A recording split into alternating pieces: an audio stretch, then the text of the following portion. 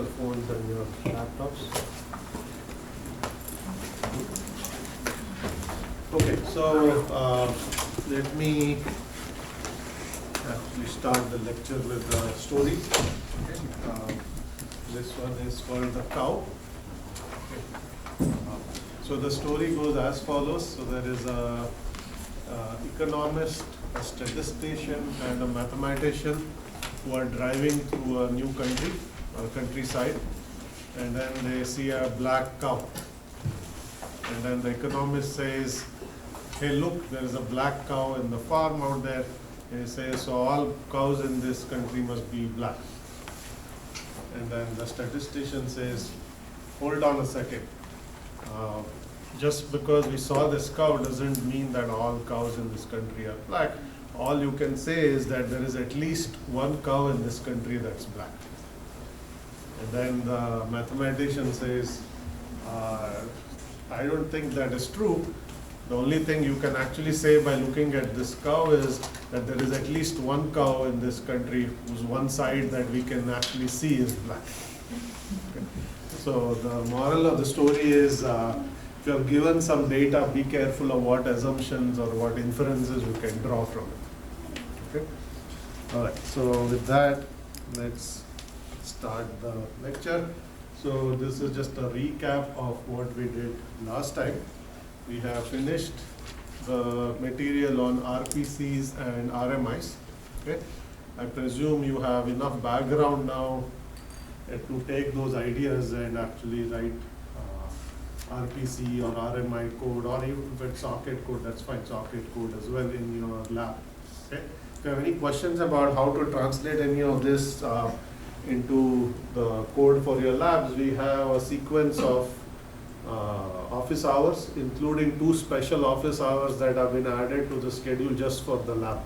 Okay, so you can come with your questions. If you have problems with code, bring your code and talk to one of us. Okay, so there'll practically be someone available every day between now and when it is due.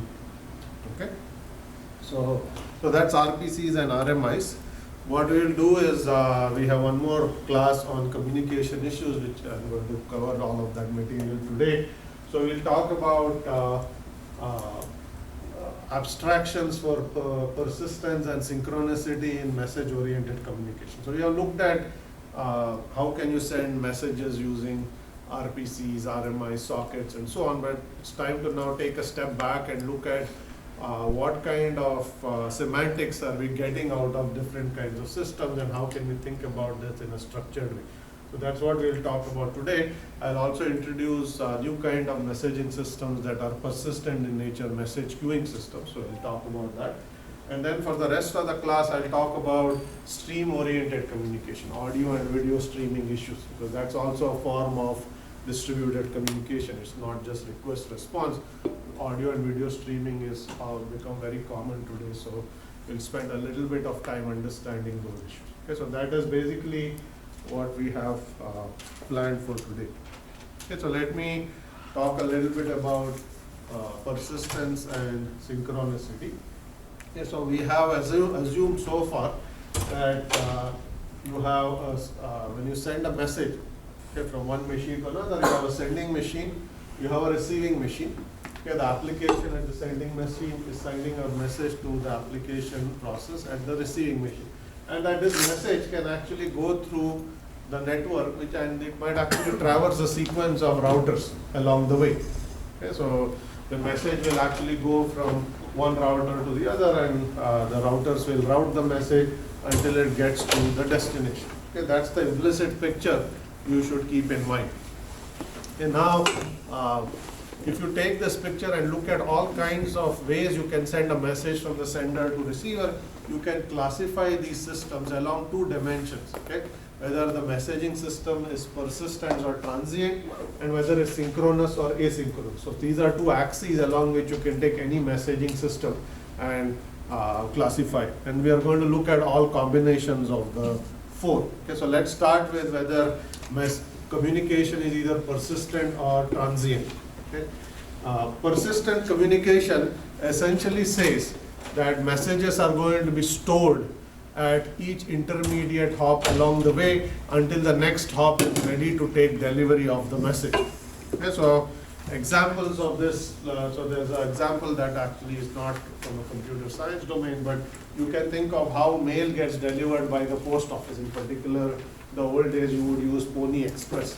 Okay, the way you actually deliver mail in this scenario is mail is at each hop, at each post office, you are going to sort the messages and say this group of messages needs to go to this next stop and this group to the next stop and so on. Okay, and then in this case, in the case of Pony Express, you basically actually use horses to take that group of mail, bag of mail and take it to the next stop. And it is stored there until the horses at that destination, come to that location, pick up the mail and take it to the next stop and so on. So it traverses from one post office to another until the mail reaches the destination post office. Okay? And the main assumption here is that you can store your messages at any intermediate hop, in which case, in this case, is the post office for as long as is needed until you can take delivery and take it to the next hop. So in other words, messages persist at each hop along the way until the next hop is ready to take delivery. Okay?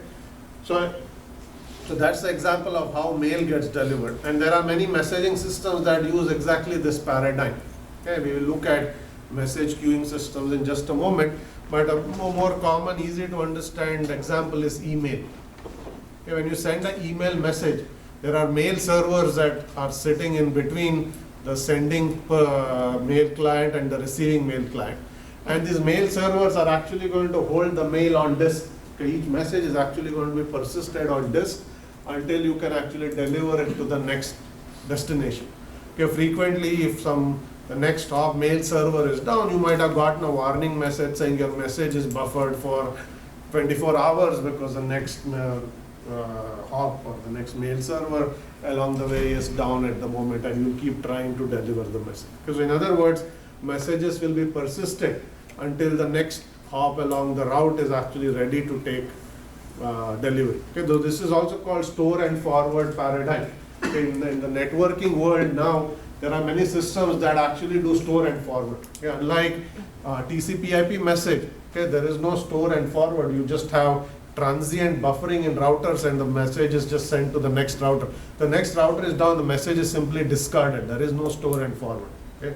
So that's an example of transient communication, as we will see. Persistent communication, messages are actually going to be persistent for as long as is needed until you can send it to the next hop along. Okay, so this is called persistence of communication. Okay, typically, we have not encountered persistent messaging system. All those other than email, which you have used but not thought of it as a persistent messaging system. Most other messaging systems you have encountered, RPCs and sockets and all of that, don't fall under this category. But there's a whole class of messaging systems that are persistent in nature. Okay? So the other side of this is whether if you are not persistent, your communication system is going to be transient. In transient communication, messages are stored for very small periods of time. They're buffered for small periods of time, and if just the next hop is down for whatever reason, the hop along the way is down, you simply discard the message. Okay, so if you cannot be delivered, the message cannot be delivered, you discard it. All transport level communication, TCP/IP based communication, happens to be transient in nature. Okay? Routers are not going to store your message on disk for long periods of time if the receiving machine is down, or the connection breaks, or the network has some problems. Okay? You will simply discard the message and get an error saying message could not be delivered. Okay? So this is all transient communication. Okay? So typical network routers and all of what we have seen so far falls under this category. Okay? So that's one axis, whether communication is persistent or transient. Okay? A completely independent dimension is whether communication happens to be synchronous or asynchronous. Okay? Synchronous communication, when you say synchronous, think blocking communication. Okay? In blocking communication, the sender is going to block until you get some sort of an acknowledgement. Okay? So you are going to send a message, but you wait for an acknowledgement to come back. Okay? The acknowledgement is going to tell you something about what has happened to the message at the other end. Okay? But you will wait for an act to come back before you continue execution. Okay? So this is blocking communication. As opposed to this, asynchronous is a non-blocking communication. You simply send a message and then just continue execution. You do not wait for any acknowledgements. Okay? So if the message does not get delivered, is get lost or whatever happens to it, you are not going to wait. Okay? So you just basically just send and continue. Okay? So this is example of non-blocking communication. Okay? And we will see that there are also different combinations of blocking and non-blocking. And persistent and transient. Okay, in particular, there should be 4. If you are persistent synchronous, persistent asynchronous, transient synchronous, and transient asynchronous. And but we will see not that there are 4 but 6 because there are some flavors of what asynchronous communication can give us, and I'll show you some examples. Okay, so here are timeline pictures of how some of these communication systems work. Okay, so this one, the first one, is persistent asynchronous communication. Okay, and then this is timeline where the x-axis is time. The top line shows you machine A, which is the sender. The bottom line shows you machine B, which is the receiver. Okay. Dark lines say that the sender is actually executing. Dotted means the sender is blocked or not executing. Okay, so you will see in this case that A is going to send the message. And because it is asynchronous, it's non-blocking, you just continue doing something else. And then the message is going to take some arbitrary period of time. That is why there is not a solid line, but there is a broken arrow there. Because it's store and forward, it's going to take some arbitrary amount of time until it reaches B through a store and forward persistent mechanism. And at some later time, B can take delivery of the message. At that point, A may no longer even be running. We don't know or don't care. Okay. Email is an example of persistent asynchronous communication. If you're sending an email message, you're just going to send and you're going to continue doing something else. You're not waiting for an acknowledgement to come back saying your email message has been received or anything like that. You just send and you continue. And the email message can take an arbitrary amount of time to reach the destination, depending on whether all the mail servers are up or you might get buffered for some period of time and so on. Okay? And the sender, the recipient rather, can take delivery of that message at some arbitrary later time when they check their email next. Okay? So when they are reading their email, the sender may no longer be actually executing their mail client. Okay? So you might read your receiver might read their email 4 hours later. You may not be online at that point. Your mail client may not even be running. Okay? So which is why it is asynchronous. Here your senders and receivers are not necessarily synchronized in this case. Is that clear? Any questions on this? Okay.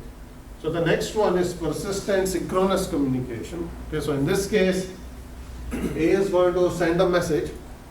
Okay, and you will see that because it says synchronous, synchronous means blocking. Okay, that means you have to wait for an acknowledgement to come back. So you are going to block, which is why there's a dotted line there, until the message goes to the receiver and you get an acknowledgement. Okay?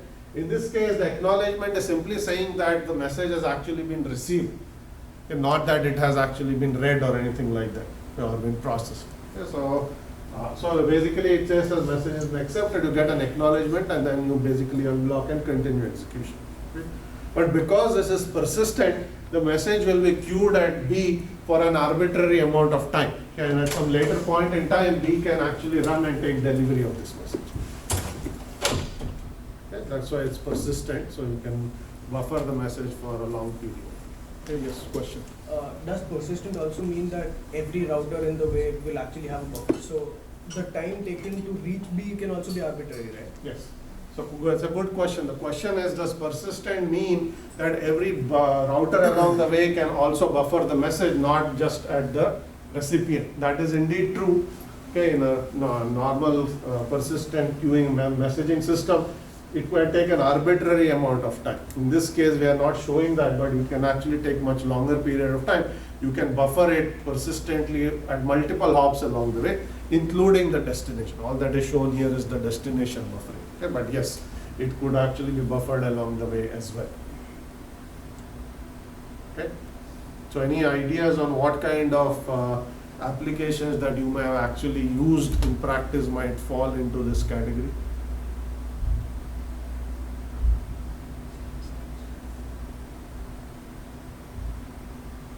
someone said something. Messaging services. Okay, messaging services. So if you think of a chat-like application, okay, many chat applications now actually tell you whether they give you status saying whether it has been delivered or not. In fact, it even tells you whether it's been read or not. Okay? And typically in a chat you need both people online, but if you're offline, you can have offline chat where your message is actually queued up, and when you log in next, you show that all these messages arrived while you were away. Okay? So many messaging systems are not transient anymore, they are persistent. They will persist messages that arrived even if you're not currently logged into your chat application. Okay, so if you have persistent chat applications that also tell you delivery status, then you will basically get this kind of system where you're waiting for an acknowledgement that tells you, okay, your message was received. And not necessarily that the person at the other end is logged in or has read the message, just that is received at the other end. Okay, and then at some later point they can read the message. Okay, so that's an example of persistent synchronous communication. Okay, so we did persistent asynchronous, persistent synchronous. So the next combinations will be all transient synchronous and transient asynchronous. Okay, so here is transient asynchronous communication. So transient means non-blocking, or rather transient means non-buffered. Asynchronous means non-blocking. Okay, so in this case, A is going to send a message to B, but because it's non-blocking, A will just do a send and continue. There's no acknowledgement that you are going to wait for. Okay, so because you're non-blocking, there's no acknowledgement received. Okay, B has to be running. Okay, because the messages are not going to be buffered. If B is not running, then the message will simply be discarded. Okay, or if there's any router along the way that's also down, the message will be discarded. Okay, so when you have transient communication, A and B both have to be executing at the same time, because messages will not be stored for you if you're not running. Okay, so in this case, A just simply sends a message to B, B receives a message at some later time. Okay? UDP communication is an example of transient asynchronous communication. Okay? Because in UDP, you do not get any acknowledgements, unlike TCP. Okay, you just send and continue. Okay, and if the other end is not running, if you send a message to an IP address and a port number, if that process is not running, UDP will simply discard the message. And so if there is any router issues as well, UDP will discard the message. Yeah, so this is an example of transient asynchronous. Okay, now we'll see three flavors of transient synchronous communication. Okay, transient blocking communication. First one is receipt based. Okay. So we'll basically in each of these cases, because it's synchronous, we are going to get an ACK. Okay. Depending on what information the ACK is actually giving us, okay, we'll have three flavors of this form of communication. Okay, the first one is receipt based. So what that says is ACK simply tells us the message was received at the other end. Okay, so A is executing, A sends a message, A blocks because it is blocking communication. Message is received at the other end, an acknowledgement comes back. Once the ACK comes back, you continue. Okay, and in this case, ACK simply says that B has received your message, machine B has received the message, not that the process has started processing the message or anything. You just as received the OS at the other end. Okay. The next one is delivery based, which says not only have you actually received it at the other end, process B, which was running, has now taken delivery of the message. Okay, so this is called delivery based. So in this case, the ACK comes at a slightly later time, not when it's for the message first reaches B. You wait until process that's running at B has taken delivery, then you send an ACK. Okay, so that is called delivery based communication. Okay, this is asynchronous RPC. Okay, because you basically send it and then you get a wait until at least an ACK is received, not a reply has been received. Okay? And then the last one is response based, which is that not only has it been delivered, it has been taken delivery of and processed, and you are actually getting a reply. The ACK actually comes back to you in the form of a reply. It tells you obviously that the message even reached there. Okay, so this is traditional RPC. Okay, so if you think about this, A sent a RPC call goes over, it reaches the other end, then the machine or the server takes delivery of it, it processes it, and then it sends back a reply. Okay, and the client is blocked for the entire duration until a reply comes back. So this is response-based transient synchronous communication. To asynchronous RPCs. Okay, is that clear? So this is how you can map variety of systems into whether the messaging or the communication is transient or persistent, or whether it's blocking or non-blocking, which is the same as saying is synchronous or asynchronous. Any questions on this? Yes. Why is it called asynchronous RPC if it is synchronous in the first place? Oh, good question. So this is synchronous communication, but we say it's asynchronous RPC. Okay, so from our RPC perspective, you don't block for the reply, which is why it's asynchronous from the perspective of the RPC, right? But from a communication perspective, you block for an acknowledgement. Okay? The acknowledgement is not the reply that an RPC is waiting for. It's simply an indication that your RPC call has successfully reached the other machine. Okay? So from a RPC perspective, it's asynchronous. You don't wait for the reply. Okay? But from a communication perspective, you're just the act, you're still waiting for an act, which is why it's blocking. Okay? But the act is simply telling you that the RPC call was received, not that it has been processed or anything like that. Any other questions? Okay. So now what we will do is talk a little bit about, I'm going to take these methods and also map it to those MPI calls I talked about last time. Okay, remember when I was talking about socket communication, I said socket communication is just very simple send and receive, and MPI sends have various different flavors, and you will see that some of these map very nicely to the MPI sends. Okay, so we saw in particular there were 4 or 5 different flavors of send. So there was B send, which is append the outgoing message to a local buffer. Okay, so you're not waiting for any acknowledgement at all. So this basically you just say send and continue, and that basically is going to map to this model. Okay, you basically send and you just continue. Okay, which is the same as what UDP will do as well. Okay, so the simple MPI B send is going to be one model, then your MPI send which says copy it to the local or remote buffer. The acknowledgement needs to tell you, okay, let's say you wait until it copies to the local buffer or the remote buffer. That says that you are going to block until your message has actually reached the destination. Okay? All of this is transient communication, so it's transient synchronous, okay? But it is basically delivery based transient synchronous. You wait for the delivery to happen. Okay? And then here is the receipt based transient synchronous. Okay? So because you're sending a message and you wait until receipt starts. Okay? And then you have MPI send receive, which you send a message and wait for reply. This is reply based.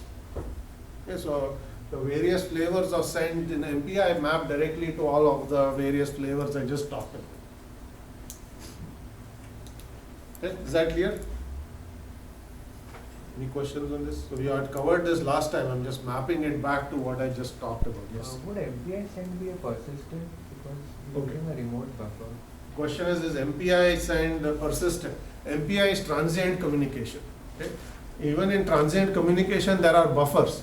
But those are not long-lived buffers, they're in-memory buffers. Okay? In all persistent communication, the buffers are actually on disk because the waiting time can be arbitrary, it can be hours or days. Okay? In MPI, the buffers are in memory, which means that we might be waiting, but it's milliseconds, seconds. Okay? So if you do not take delivery after some time, your message will be dropped. Okay? You always need some buffers, but in this case, in all transient communication, they are memory buffer, so you will so that's the thing to keep in mind. Okay. Any other questions? Okay. So that's MPI. Now I'm going to spend a little bit of time introducing persistent communication system, because we talked about RPCs, RMI, socket communication, MPI system. They are all transient. And none of them actually use on-disk queues to store messages and then deliver them to the next hop and so on. Okay. So this class of communication systems are also called message queuing system or MQS systems. Okay. There are whole numbers of them. If you have ever used anything like Rabbit MQ or Zero MQ or any of these open source systems, those are all message queuing systems. Okay. And we'll talk about IBM's message queuing system as one case study, but there are many such message queuing systems out there. They all use persistent communication. Okay? A good application level example of this is email. Okay? In mail servers as well, you have persistent queues, they're on-disk queues. Okay? If you actually examine the mail queue for any mail server, all the mail messages are actually stored on disk, okay, until they're delivered to the next hop. So that means even if your machine reboots, the messages don't disappear. Okay? They will actually be buffered for long periods of time. Each mail server can queue up a email for up to 4 days. Okay? After that, it's discarded, but then, that you have very long timeout values there. Okay? So the way message queuing systems work, the reason it's called message queuing system is the fundamental abstraction for sending messages is to get and put messages in queues. Okay? These are persistent queues. So you are going to communicate by actually putting messages in queues. Queues will have names or addresses. So to route a message, you will say, take this message and put it into a queue with this name or this address, and it will be inserted in that. And then you will take a message from that queue and insert it into the next queue and so on until it reaches the destination queue. Okay? So all that we are guaranteeing, because it's persistent, is that you are going to guarantee that the message will eventually get to the destination. How long it might take is not guaranteed, because it could be buffered for arbitrary amounts of time along the way. And you are also not guaranteeing that the message delivery will actually happen. Okay, this is the same as email. If you send an email, the mail system doesn't guarantee that your recipient will read your email. Okay, they may never log into their mail client, and the message may never be read. All that your mail server is trying to achieve is to actually make sure the mail gets to the other end, not that the mail gets processed by the user it is addressed to. Okay? Same is true in message queuing system. All you can guarantee is the message will get there with an arbitrary amount of delay, okay, but you can't say whether the sender will ever take delivery. Okay, so it's a very loose form of communication. So that's why it's also called loosely coupled communication. Okay, in TCP/IP you have more strong coupling. Okay, you actually have messages going back and forth.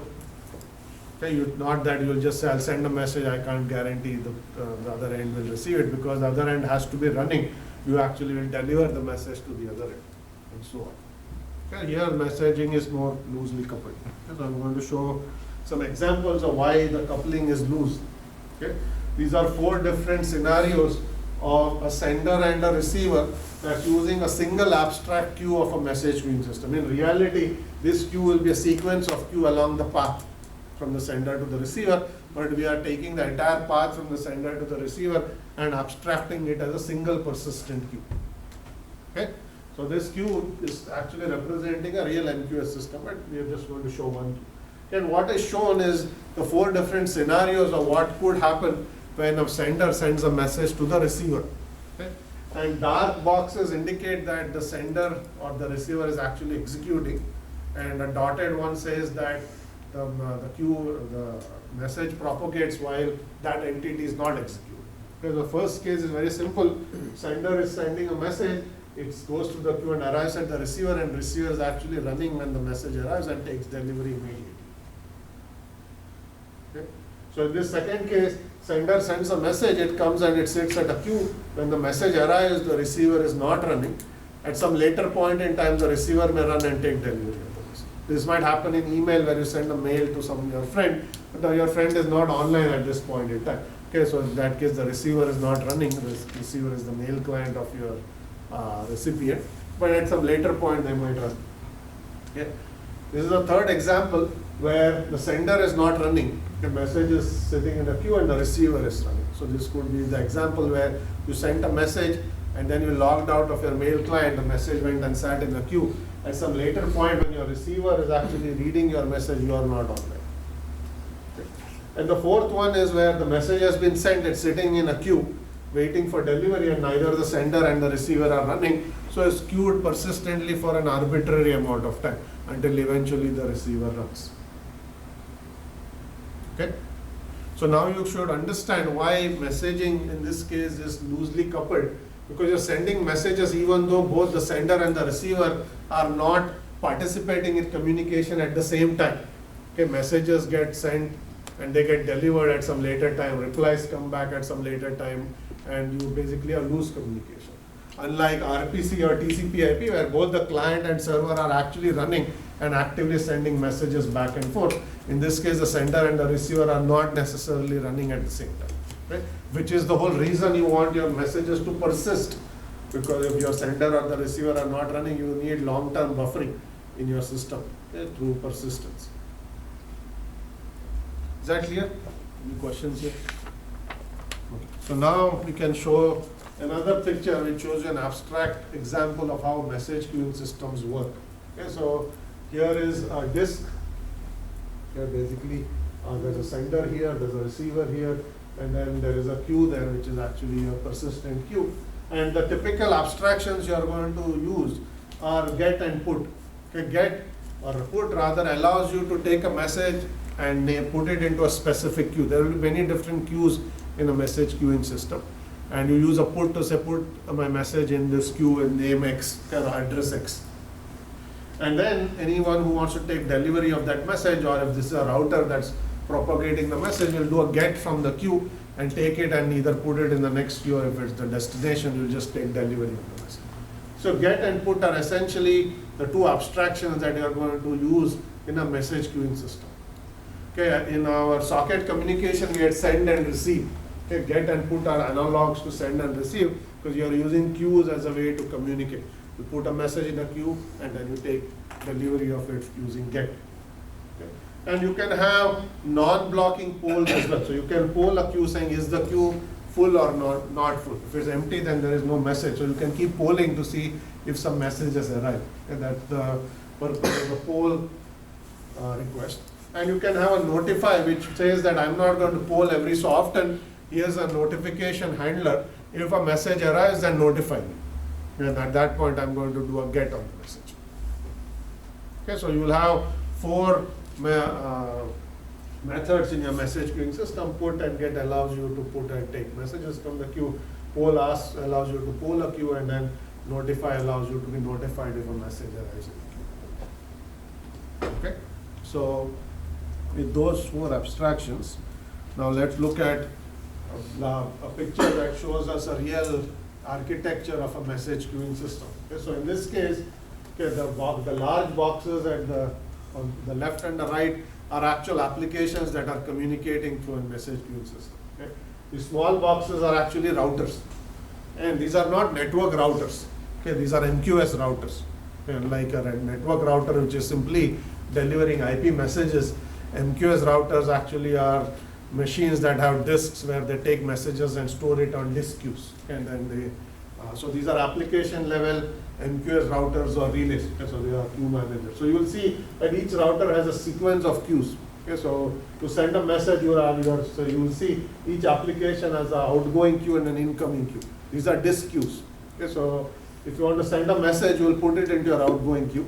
Okay, and then the first router will actually take that message, look at the address and say, which of these routers should I send it to? So you keep propagating it until it reaches the destination, and you put it in someone's receive queue. Okay, so this is how messages are going to propagate through a sequence of one queue to another until they get to the destination. Okay, and all of these are persistent, which means each of these queues can hold a message for arbitrary amounts of time. Okay, so they are all going to be displaced. So typical MQS systems look like this. Okay, so there will be these relays or routers, MQS routers, which are, as I said, distinct from your network routers. Okay, there will be actual machines that are not really network routers, and then there are applications that can send or receive. Okay, so any questions on this? Yes. In the previous slide, when you say in the last one, notify, is this something like a callback? Notification always means callback. Yes. So basically a notification handler will essentially do a callback. Because you are saying, I'm not going to poll the queue. I will just install a notification handler and do a callback, or notify is essentially a callback. Okay. Yes. So a lot of, event management systems like Kafka, Apache Kafka also they follow a similar model of Yes. putting events in queues. So do they follow a similar messaging queue model? Okay. So there's a question about specifically about a system called Apache Kafka, which uses events and event-based queues and so on. Okay, so there are a lot of similarities between message queuing systems and event-based systems. So there is a class of systems called publish subscribe. pub subsystem. Okay, they allow you to propagate events. Okay. Now whether the events are persisted on disk or stored transiently in memory is a separate issue. Okay. So they broadly fall into the category of pub subsystems. Some will persist your events on disk, which means you can take delivery at a later time. Others will just be a memory-based pub subsystem where the events just flow through the system. We'll come to event-based publish subscribe systems later on. Okay? But there are some similarities, no doubt. You can use message queuing systems also to propagate events. In this case, the events will persist, and then they'll get delivered at some later time. Kafka in particular uses disk-based notification, so you can actually persist events as well. Any other questions? Okay. All right. So that's message queuing systems, and there's another piece that is part of many message queuing systems, which is called a message broker. Okay, what happens in a message queuing system is sometimes for interoperability, you may want to take a message and transform it into a different format, which allows you to send a message in one format, it gets transformed into a different format, and we can take delivery of the message. The way that is done is through application level gateways that are going to take messages from queues, and there are brokers here which will say, okay, I'll transform this from one format to another and then send it on the outgoing queue. Okay, so they can do online translation as well. Okay? And this goes back to some of the question that was asked. So many publish subscribe systems also use message brokers that can provide variety of useful application level services. A broker is simply an intermediary. Okay, that's why it's called a broker, that takes a message or some data, transforms it into some other piece of data, and then sends it out. Okay, so it's essentially brokering requests by doing transformations from one format to another. So you can do format conversion. Okay. When we talk about streaming, we'll see a different kind of application level gateways, okay, which will do what is called transcoding. Okay, you can then transcode online a video from one format to another, okay, or from one size to another. Maybe it was designed for a large screen. If you want to view it on a small mobile device, you can transform it online to make it fit on a small screen, and vice versa. Okay, so there are many examples of message brokers. They're all application level entities that can transform messages that are actually in flight from the sender to the receiver. And message queuing systems also have this form of brokers, and so do publish subscribe system. There's a question that was asked about Kafka, and we'll see this notion of a message broker keep coming back. It is the first time we've encountered this notion. Yes. So in transient, like we had the notion of broadcasting a message when you don't know, like who the exact IP address, for example, is. But in persistent, it's always like predefined, like only unidirectional when you use it. Okay. Question is in transient communication, you have the notion of broadcast and multicast. I'm going to talk about multicast towards the end of today's class, where you can send a message. There could be different recipients. Okay? The question is, in a message queuing system, should the recipient be known a priori, and are you going to specifically address it? That's Yeah, your because question. it's persistent, so they'll get messages and unnecessary. Right. So the question is, so if the way I will answer it is, you think of mailing lists. Right? So you can send an email. Typically, when you send an email, there is one email address, is one recipient.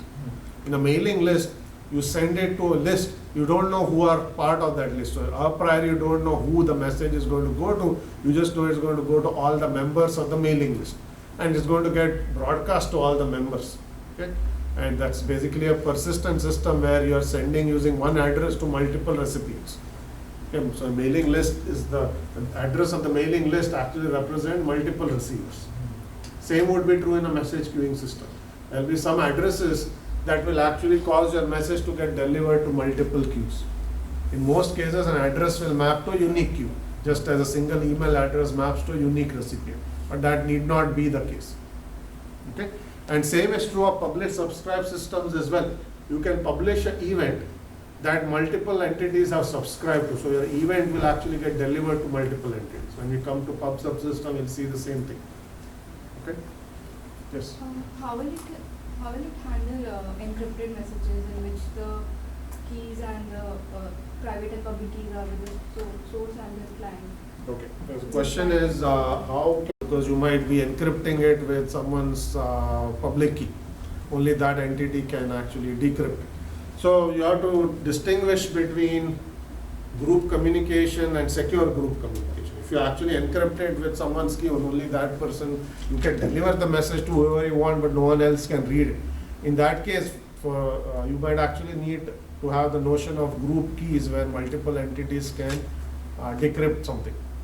Okay? That is a security problem, not necessarily a problem here. Because you are saying I want to encrypt it once and I want multiple recipients to be able to decrypt it. Okay? So that problem, when we talk about secure communication, we'll come back to it. We'll see how can you use encryption keys that can be used by multiple entities to decrypt a message and so on. Okay? But by default, what you said is true. If I encrypt it with someone's key, only they can decrypt it. So you can't use that encryption scheme with multi-party communication, so group communication. Okay, it will not work. Okay, so the last slide here is actually a case, not really a case study, but a picture that shows you IBM's message queuing system or MQS system. Okay, practically every large vendor has a message queuing system. Microsoft has Microsoft MQS, IBM has IBM, WebSphere MQ. There are a number of open source systems like Rabbit MQ and Zero MQ, and the list keeps on growing. They are all forms of message queuing system. They are used for specific application. Typically, if you want to just do RPC communication, client-server communication, you will not use this system. They are fairly heavyweight because you need to have disk-based queues and so on. But there are many kinds of applications where you don't want a message to disappear. Okay, so they are used in many B2B systems.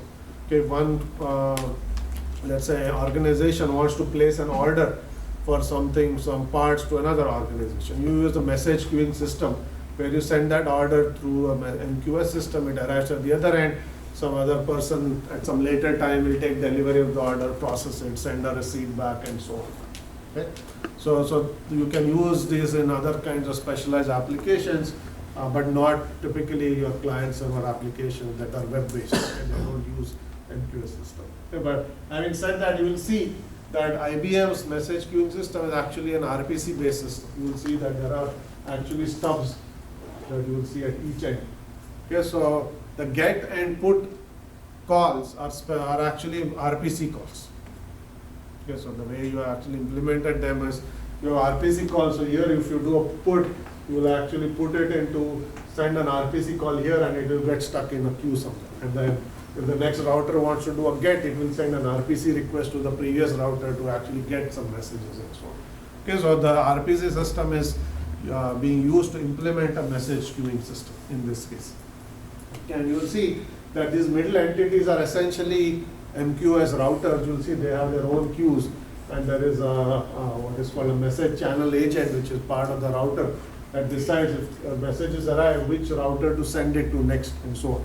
So you will have hop by hop propagation, store and forward communication until your actually message gets to the other end. Okay, so this is how WebSphere MQ system works. It's a fairly complex system and fairly heavyweight, so you need the right kind of application to justify putting in this infrastructure at all. Any questions on message queuing systems? The main takeaway here is that you are essentially using persistent communication, which is very different from everything else we have talked about so far. Okay, and then the easiest example you can map it to is email, okay, where messages are actually stored on disk. Okay, inbox is a disk-based queue. Any questions before we move on? Okay.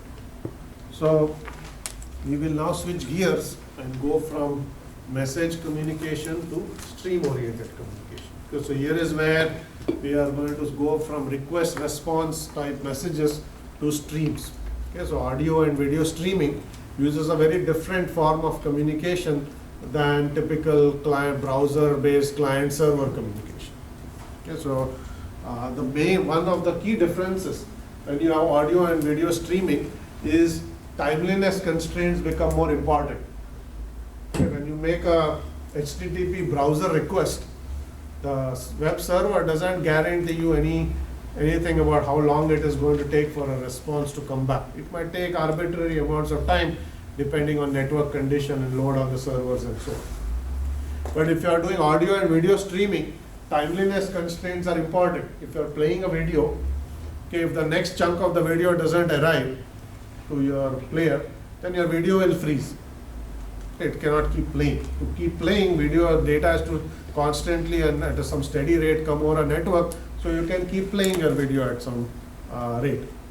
Okay, so timeliness constraints are extremely important. So if you encode a video, let's say at 30 frames a second, that means there are 30 images in your video every second, and you're transmitting this video over a network, then you have to send every second at some steady rate, you have to send those 30 encoded frames out, and they have to be received at some steady rate at the other end as well. Okay, otherwise you are going to have glitches in your video playback. Same is true of audio streaming as well.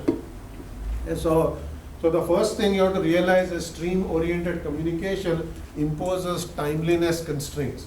If those timeliness constraints are not met by the network, you will actually see bad quality playback, and users will not be happy with the quality of playback you're getting. And you might have seen this often if you're playing any YouTube clip and so on. Occasionally you might see that it freezes. And the reason it freezes is the network, they failed to deliver the data in a timely fashion. Data didn't arrive, your player ran out of data to display, and then it froze. Then waiting for more data to arrive over the network. Okay? So this is referred to as isochronous communication, which basically says that data transfers from the server to the client actually impose a bound, a delay bound. If you do not get your data to the other end by a certain amount of time, then your data is going to be too late and you're going to see some playback. Okay. And the problem that you have is internet is a best effort network. It does not guarantee you any delay bound. Okay. In fact, in some cases, it will not even guarantee delivery. If you're sending UDP, your packets are not even guaranteed to reach. For TCP at least, you are going to retransmit and data will get there. So the fundamental problem that you're going to face when you do streaming over the internet is the application needs timeliness constraints. The network doesn't provide you any guarantees at all. Okay, so then you have to ask, how can I still give you good application performance when the underlying network is a best effort network that doesn't give you any bounds on my delay, even though the application needs those bounds, otherwise it sees bad performance. Okay, so that's basically what we are going to look at, how do you actually deal with some of this problem. The second difference between our client-server communication and stream-oriented communication is stream-oriented communication is server push. Everything else that we have seen so far is client pull. The client initiates a request, server provides a response. In video streaming, that's not how streaming works. You just hit play. Okay, and beyond that, your player is not sending request to the server saying, send me the next chunk for this video file and send me the next chunk and so on. Once you hit play, the server is just streaming data to you, just pushing data to you, and it just comes to your player and you play. Okay? So that's a server push model. Now what I said is not completely accurate, because what you will see in just a few slides is many of the streaming protocols now are based on HTTP, which is still a pull-based protocol. So you are emulating server push using a pull-based protocol, and we'll see how to do that. But the normal mode of doing streaming is server push, where you are not going to make explicit requests beyond saying play this movie. You're not making explicit requests saying give me the next chunk of this video file and so on. You're just going to send this one-time request and data is going to arrive over the network because the server is pushing it to you. Okay, so server push model, timeliness constraints. These are two key differences between audio video streaming and typical request response based protocols. Okay, so I'm going to now show you a few different examples of audio and video streaming.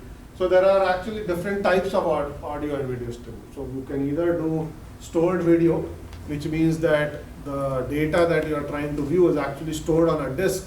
It could be a movie that's already been stored on a disk, and you just hit play. In that case, the server is simply reading the data from disk and sending it to you. Okay, that's called stored video. Okay, if you're doing a live video conference, that is basically live video. Okay, so in this case, you might be using Skype or FaceTime or Google Hangouts to actually do live video streaming. Okay? Live video streaming has even more stringent constraints than stored video. Because in live video, you want essentially because you are communicating live with the other person, there is a more stringent requirement that as soon as you have said something, okay, you want that data to actually reach the other end in an order of 100 milliseconds. Otherwise, you see playback lags and glitches because you say something and you're waiting for a response, but your data hasn't even reached the other person, and then you think that the other person did not get your data, and you repeat, and all kinds of problems occur. Okay? So live audio and video streaming actually has even more stringent constraints. The end-to-end timeliness constraints are even more stringent. What is shown here is actually live one way. Typically conferences go two way. So there's a camera you're capturing, and there's a microphone.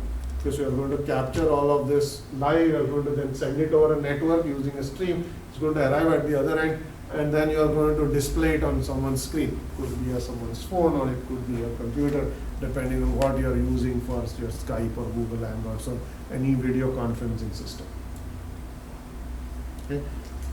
You could also do multicast, where your sending is actually going to reach multiple receivers. Okay, this is even more complicated version of streaming. So typically webcasts use this model. If you are tapping into a live stream of, let's say, some sporting event, okay, that's a webcast or a multicast, where there's one transmission, but there are many receivers that are all tapped into the same live stream.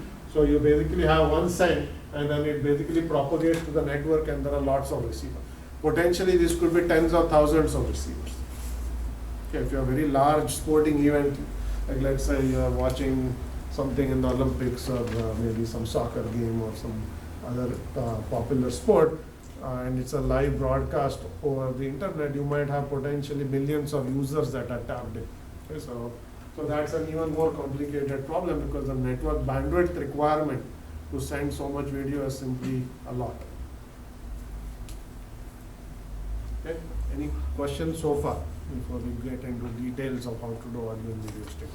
So I just gave a very high level introduction saying the requirements of audio video streaming are different from client server communication. There is a push based model, there's timeliness constraints. I also said that streaming comes in two flavors, live and stored. Okay? When you are watching something over YouTube, that's stored video. Okay, the other end is simply a server that's reading a file, video file from disk, and just sending it to you over a network. But if you are doing a Google Hangout, that's live communication. And live communication has more stringent requirement than stored communication, and we'll see how to deal with some of these issues. Okay. So moving on, the way you are going to now encode the requirements of your audio and video stream is through this notion of quality of service, or QoS. You may have heard the term QoS before. It stands for quality of service. What that means is that the application and the video or the audio stream impose a certain base requirement on the network. Okay? The first requirement is a bandwidth requirement. So if you are streaming HD quality video, okay, you might need a minimum of at least a megabit or a few megabits per second. If your network cannot deliver you megabits per second speed, then you cannot fundamentally transmit a HD quality video. Okay, so now, so that's the first requirement, that there is going to be higher bandwidth needs. The second requirement is, you might say, I have an end-to-end delay bound. I would like to make sure whenever I send data, it gets to the other end by within a certain amount of time. Otherwise, there will be playback glitches. Okay, so there's a delay requirement. Okay, the third requirement you could impose is something called a jitter requirement. Okay, jitter is the variation in the end-to-end delay. Okay, let's say one packet takes 100 milliseconds to reach, the next packet takes 150 milliseconds. So in this case, the jitter is 50, because the delay is fluctuating by a certain amount. The fluctuation in the delay is actually called jitter. You might say, I want to minimize jitter so data keeps arriving at a steady rate. Otherwise, the spacing between packets keeps fluctuating, because the jitter will make cause of some packets to arrive later and other packets arrive closely spaced and so on. So you might want to say, I want to impose a jitter requirement. Okay? The fourth requirement you can impose is loss. Okay? So you might say, I don't want more than a certain amount of loss. All network, best effort networks, including the internet, will have some loss. When you send data, there will be some congestion in the network and some packets might get dropped. Okay? That imposes loss. Now, if you have TCP/IP communication, loss is handled using retransmission. Okay, TCP is going to assume that data was not received and it will time out and retransmit. Okay? Now you have to fundamentally realize that in video streaming, retransmission sometimes may not be an option. Okay, why would that be the case? Okay, if you are doing live transmissions, your data has to get there by a certain time. If it gets lost and it's retransmitted, it will arrive late. By that time, the playback glitch has already happened. So in fact, in some cases, late data is as good as no data, because you might freeze and then you might start playing some subsequent frames of the video. So if some previous frame comes up after some time, it's no use. Okay, so loss is also a key characteristic in audio and video streaming. You want to minimize loss. Okay? So you could say for good playback quality for a certain video stream, I need HD quality bandwidth, I need some delay bound, I need to minimize my jitter, I need to reduce loss below a certain value so that there are no playback qualities and so on. So all of these metrics collectively form the quality of service requirements application can impose over a network. Okay. Now, about 20 years ago, when audio and video streaming was first being looked at, people said the only way you are going to be able to achieve your quality of service needs is that the network must be able to support your requirement explicitly. Okay, so people decided to design networks there where you could say, I want these kinds of characteristics, and the network would then go reserve resources and say, okay, fine, I have reserved the right amount of resources in the network, so you can have it. Okay? But that kind of network never actually took off. Today the internet is still a best effort network. Okay? You can ask your network, say, I want 10 megabits per video, network can say try. If it's the best effort, anyone can try. If you get it, you get it. If you don't, too bad. Okay? So fundamentally you might have any kind of QoS requirement, but at the end of the day your network is still a best effort network. The only way you are going to get it is by some degree of over provisioning. You actually provision a network that is good enough to give you what you want. Right? So basically you will, that's the only way you can actually get it. There are no guarantees at all. Most of the time things will work fine if you build the network well. Sometimes things will not work well, and that's the nature of how streaming works even today. This is why despite everything that has happened, you still see occasional playback glitches. And you accept it saying, okay, that's fine, I can tolerate it. So long as it's not very frequent and annoying, I can tolerate it once in a while. Okay? But no, it's not necessary to build the network that way. You can actually build networks that are not best effort, that can actually give you specific guarantees and so on. But all of those proposals have stayed in the research domain. There hasn't been any commercial network build that actually gives explicit guarantees of this stuff. Okay? And the reason it hasn't happened is it introduces a substantial amount of complexity into the network. Routers become more complex, the entities that communicate in the network become more complex and so on, and that has actually never come to pass as a result. Yeah, so you will still have QoS requirements, and here is just a list, a much longer list of what I talked about. Let's say I will have all sorts of requirements on bandwidth and delay and jitter and loss and all of that. But a typical internet will not actually guarantee you those requirements because it is still a best effort network. Okay, so you still have applications that are needs, but you are still trying to achieve this using a best effort network. Okay?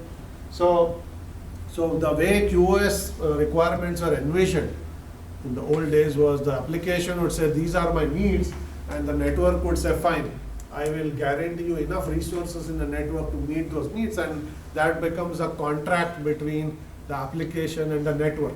So if you do not send more than this bandwidth, and you meet all of these other requirements, I will guarantee you that you will actually get a good performance. Okay, so that is how it was envisioned, but as I said today, because it's the best effort network, you cannot actually enforce any of these QoS needs. Okay, yes, question. So is buffering a solution to jittering? Question is buffering a solution to jitter. So we will see that indeed buffering is basically going to be our only hope to dealing with the best effort network, because there are no guarantees. We are going to have to put lots of buffers and caches and everything and try to minimize the problem of solutions of how you can still do reasonable streaming in a best effort network, because you can't get any real guarantees from the network. And buffering will be one of the solutions. Any questions? Okay. So I'm going to tell you a little bit about one mechanism, an OS-based mechanism that was designed to enforce quality of service. And it's still good to know because it is not used for audio and video streaming, but it's still used in many other contexts. And let me tell you what this is. It's referred to either as a token bucket or a leaky bucket rate regulator. What this mechanism does is that it enforces a certain bandwidth that you can actually send at. Okay, so you can tell the OS saying, I need 1 megabits per second. Okay? OS will say, fine, you have 1 megabit per second, and by the way, I'm going to ensure that you cannot actually send more than a rate higher than 1 megabit per second. The way you are going to enforce this is using an OS level mechanism in this case, called a leaky bucket rate regulator or a token bucket rate regulator. And the way it works is as follows. Okay, so it's an abstract concept of a bucket here, but let me explain what that is. So the way the OS is going to enforce a rate is it says every time you want to send a packet into the network, if the packet has to go out on the Ethernet card, that packet must be able to grab a token that is going to be generated by the OS. Okay? The OS is going to generate tokens at a steady rate R. Okay? The R is the bandwidth you guarantee. So if you want to send, let's say, 1 megabits per second, which let's say translates to 10,000 packets per second. Okay? The OS is going to generate 10,000 tokens a second. Okay? Every packet must get a token before it is allowed to be transmitted out. Okay? So if you generate 10,001 tokens in 1 second, then one packet will have to wait until the next token is generated, because you're generating tokens at a rate of 10,000 every second. Okay? So you can never send at a rate higher than your rate R that you specify. Okay? But the token bucket also allows you some instantaneous fluctuation in your rate, which is being captured by a second parameter, which is called the depth of the bucket. So essentially your bucket in this case has two parameters, the rate at which tokens are generated and an instantaneous depth of B, which means when you start off, you basically don't start with an empty bucket, you basically start with a bucket of B tokens. Okay, that means at any time you can instantaneously generate B packets. They'll grab all those B tokens and go out instantaneously. But now the bucket is empty when you are replenishing the tokens at a rate R. So that means if you have basically emptied the bucket, you will now have to stand at a steady rate of R and no more than R. Okay? But if there are additional tokens, you can actually send at a rate, temporarily send at a rate greater than R, because your token bucket has some extra tokens in it. Okay, so I'm going to draw a picture of how this actually works. Okay, that's just an abstract picture, but let's look at a picture here. Okay, so this is, so the x-axis here is time, the y-axis is number of packets sent.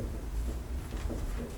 So the token bucket has two parameters, a rate of R and B. Sometimes this is also called sigma and rho, okay, which I'm going to ignore. Let's say that the rate is R and the depth of the bucket is B, which means this is a line with the slope of R times T plus B. The y-intercept of the line is B and the slope is R. Okay? So now if you actually look at how many packets you are allowed to send, you will always be under this line at any given time, because you are basically going to, let's say, send at some rate, but you are guaranteed by the OS that you are never going to send at more than an average rate R, and at any instantaneous point in time you can never send more than B packets at once. Okay? And these are configurable parameters. You can decide what is the average rate at which you want to send and what is the depth of the bucket you can specify. Okay? In particular, if you set B to 1, yeah, rather B is 0, okay, then basically this line essentially becomes that line, and that says I can only send at a constant rate of R. I'm never allowed to fluctuate from that rate. At most constant rate of R. Okay, because your bucket will not have any extra tokens at all. You're only replenishing it at a rate of R and you're starting with one token. Okay, is that clear what I just said? Okay. The bucket obviously is an abstract concept. Okay, the OS is not actually going to have a bucket of any sort, but it is just telling us, and the reason it's called a leaky bucket is if you think of this as you're filling a bucket with packets, okay, the bucket is being emptied at a rate of R. Okay, and then the size of the hole in the bucket, is the leaking bucket, is basically going to tell you the rate at which you're leaking packets out of the bucket. That was the whole concept why it was called a leaky bucket. So essentially, you can dump a whole bunch of packets into the bucket, but they'll still steadily empty at a rate of R, which is determined by the rate of the leaking bucket. Okay, is that clear? Okay, so what this does for us, okay, is it is a QoS enforcement mechanism. If you say, I want to ensure that I send at a rate of R, okay, and this would be the rate of your video transmission, so I want to send 1 megabits per second video, then the OS will actually associate your send application with an internal mechanism called a leaky bucket, which will allow you to send at that rate, but no more than that rate. Because you'll say, you said you wanted to send at an R, that's the only rate at which you can send. So if you generate packets at a rate greater than R, they will have to wait. Okay, because every packet, the rule is every packet needs to grab a token before it can be sent out. So if you generate more packets than you said you would send, they'll wait until you have generated new tokens, and then as you generate tokens, these queued up packets will take each of those tokens and go out. Okay. Now this is just one of dozens and dozens of different QoS enforcement mechanisms that were developed. Okay, in the days when people said, let's make the network QoS aware and let us give guarantees to applications and so on. This is how you would actually give a guarantee to an application. At every router along the way, you would actually put a leaky bucket for a particular video flow and ensure that you're sending at a steady rate. Okay? It substantially increases the complexity of building routers, which is why none of this has ever come to pass, but this is just one example of all of the many mechanisms you would actually need to enforce some of these things. Any questions here before I actually move on to, this doesn't actually work, so we'll talk about how to use buffering or other techniques to do actual video transmission. Well, I shouldn't say it doesn't work, network doesn't support it, that's the right way to think about it. Okay, so you mentioned this. So now let's talk a little bit about video transmissions and how can you ensure on a best effort network that you will still not get playback glitches. Okay, so here is an example to tell you how you can use buffering to do some of it. Okay, so let's see how packets are actually going to be transmitted over the network. So this is x-axis here is time. Okay? The top line shows us packets that are being sent. Let's say we are just watching a YouTube video. Okay? So let's say the YouTube server is sending packets at a steady rate. So this is packet 1 and 2 and 3, and you'll see that the time between them is constant, which means you're sending, let's say, 10 packets a second or some steady rate. Okay. Now the packets go through a network which is best effort. So the packets will get delays in the network and they will go through a sequence of routers, so and they will have jitter. So when they arrive at the destination, you might see arbitrary spacing between the packets, even though you stand at a very steady rate, because each packet sees a slightly different delay, end-to-end delay. The time at which it arrives is actually going to vary across packets. So you will see the gaps between packets will be different, even though when you sent it, you send them with steady gaps. Okay, let's say you send one packet every 33 milliseconds. Okay, doesn't mean you're actually going to receive a packet every 33 milliseconds, because it's a best effort network. The delays your packets are going to see are going to vary from one packet to another. That's jitter. Okay, so you will see these arbitrary gaps. Okay. So now if you start playing your video, the moment your first frame arrives, you are going to immediately see a problem, because you want to play it out at 33 million, let's say this is 30 frames a second video. That means you have to play a frame every 33 milliseconds. Okay. That also requires that a frame has to actually arrive every 33 milliseconds for you to play it. Okay. But since you are seeing different gaps, if you started playing here, you expect the next frame to be played 33 milliseconds later, but it hasn't even arrived. So you'll immediately see a playback glitch. Okay? So even though you actually sent at that rate, you're not receiving, on an average you may be receiving it, but the gaps here can keep varying. Okay? So what your client will do, your client player will do is it will not start playing as soon as the first packet arrives. Instead it will buffer some number of packets. It will hold them in memory. And once you have some number of them buffered, you will start playing it up. Okay? So what's going to happen here is you will say, in this case you have shown that you are going to buffer 6 packets before you start playing. So the playback is actually starting here, even though the video started arriving at the player at this point. Okay? So you held 6 images or 6 frames in memory before you started playback. So now you are starting to play back at a steady rate. Okay? And hopefully if data continues to arrive, your buffer will always have some data so you can keep playing. Okay? But here is an example where even though you buffered 6, you might still have a problem. So you start playing here. Okay, so you have 6 frames. The 7th frame takes a long time to arrive. Okay, so when the 4th packet arrives, you only have 4 remaining frames, which is 5, 6, or 3 rather, and 7. So you keep playing, and then you play the 7th one here, the 8th one still hasn't arrived. Okay, it's actually, the gap increased substantially, so here you are going to see a playback glitch. Okay, so then your video will freeze. Then you will basically wait for some more data to arrive, refill your buffer, and then start playing again. Okay? So one key question you have to ask is, what kind of network performance am I seeing now, and how much should I buffer to prevent this? I could have prevented this by, let's say, buffering 12 frames, which would give me even more leeway, because then I have a lot more data buffered, so I can keep playing out even if some packets are delayed, my buffer will not empty. Okay, it might shrink, but so long as it doesn't empty, I can still play at a steady rate, because I always have something to play out. Okay. So you could increase the size of the buffer, but if you do that, then your basically initial playback is going to take longer. Your users will have to wait 10 seconds before playback starts. Because from a user's perspective, you hit play and you're just sitting there waiting and something is spinning and nothing seems to be happening. Okay? To keep your users happy, you want to keep the buffering as little as possible. So it looks like playback is almost instantaneous. You hit play, video starts playing and you feel happy.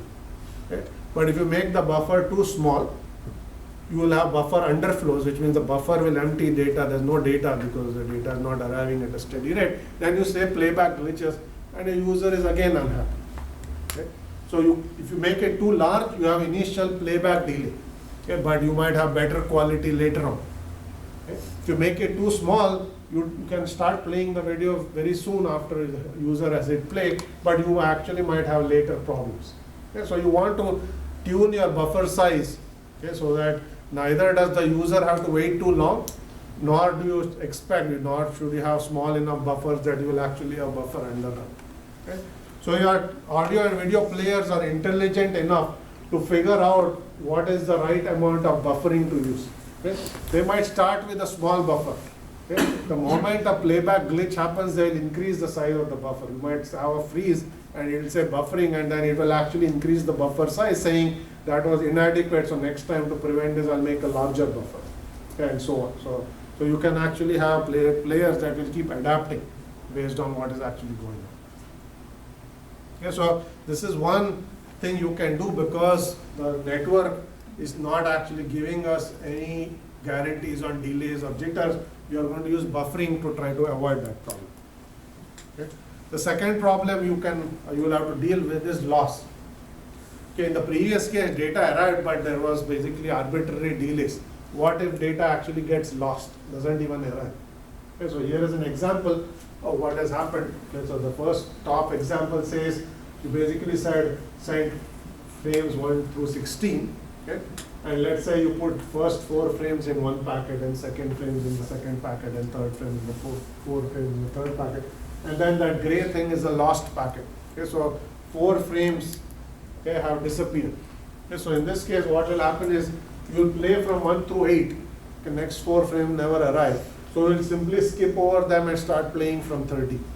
Okay, so you will basically see that there is some jerky playback, because it will look like there's a momentarily your video froze and then it continued, but there was a tiny gap. Okay, something was missed because you did not have that data. Okay. Note here, you cannot wait for retransmissions, because already you are at 8. If you wait for data to be retransmitted, it might take you even longer. Okay, and you don't have time because you want to start playing data when it's time to play it. So typically retransmissions are not done. Okay? Or you have to have a long enough buffer that you have time to actually retransmit the data and still have it reach the buffer before it's time to play it. Okay? You have to assume one of those two cases. Okay? So in this case, you might actually see this problem. So one issue you can do to reduce the magnitude of any loss is to scramble data. Okay? So rather than sending data in order 1 through 16, you are going to scramble it. In your first packet, you are going to send image 1, 5, 9, 13. Okay? Next one, you are going to say 2, 6, 10, 14, then you are going to do this and this. So you still have the same packet that is lost, but the impact of that loss is spread over multiple frames. So you will basically play out image 1, 2, you'll skip over 3, play 4, then play 5, 6, and then you'll skip over 7, play this. Okay? Now if you spread that loss across multiple frames, that is less perceptible to the human eye. Okay? So if you think about it, let's say you're playing 30 frames per second video. If I lose half a second of video, I lose 15 frames together. So I see a big gap. But if I lose, let's say, 1 frame in the first 30 frames and another frame in the next 30 frames, if I'm playing 29 out of 30, your human eye will not be able to perceive it. It's much less likely. So in this case, you're spreading loss across multiple frames and then avoiding this problem. Okay? So that's one trick you can play to reduce the impact of loss. The second thing you can do is what is called forward error correction, which is you send redundant data to reconstruct lost data. And I'll come back to forward error correction when we talk about RAID storage and so on. So the basic idea of forward error correction is rather than sending only this data, you can actually send extra data to allow you to reconstruct. The simplest way to do this is you send each frame twice. Okay, that's going to double your bandwidth needs, but if every packet is sent twice, okay, you can assume that one of the two is going to reach the destination, then essentially you can use one of the two to play off. Okay, so that is full redundancy. Okay, that's very high amount of redundancy. You are going to double your bandwidth needs, but there are better techniques that will say, I will have a 20% overhead, not 100% overhead, and still allow you to reconstruct something. Okay? These are called error coding schemes. They allow you to have redundancy to recover from some small amount of loss. Okay, so you can use error coding schemes to also reduce the impact of these losses.